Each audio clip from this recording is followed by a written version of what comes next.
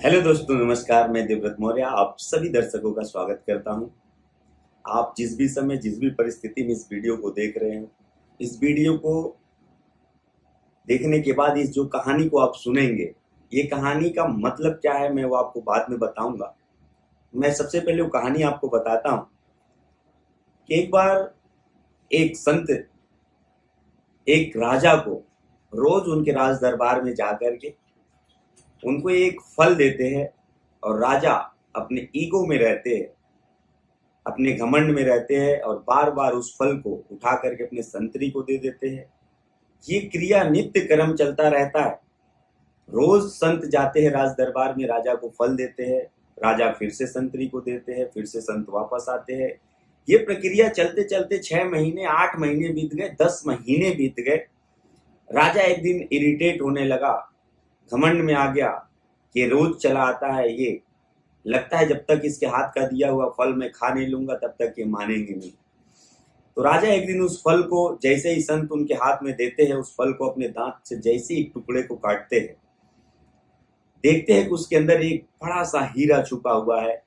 तो राजा उस समय अचंभित होते हैं और संतरी से बोलते हैं, बाकी जो फल मैं रोज तुमको देता था वो फल तुम क्या करते थे? तो संतरी ने बोला, महाराज वो फल मैं राजमहल के एक कमरे में ले जा करके रख दिया करता था।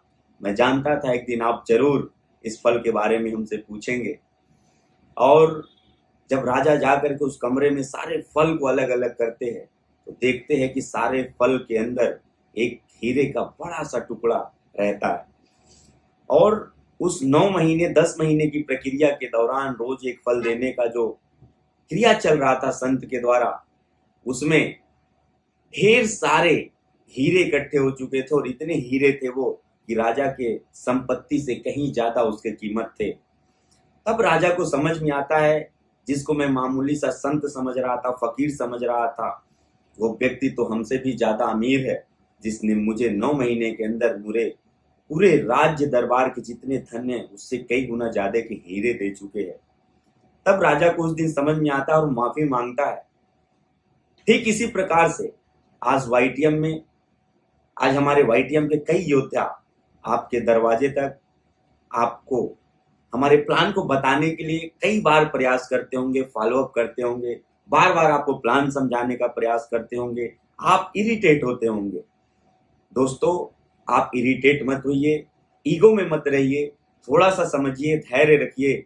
और वाईटीएम की गहराई, जिस तरीके से राजा ने जब फल को दांत से एक टुकड़े काटा तो अंदर हीरा निकला, ठीक उसी प्रकार से जब वाईटीएम ज्वाइन करके जब वाईटीएम में आप कदम बढ़ाएंगे तो आपको लगेगा कि वाईटीएम से अच्छा हमारे जीवन में हमको कोहिनूर बनाने के लिए दूसरा प्लेटफॉर्म नहीं हो सकता।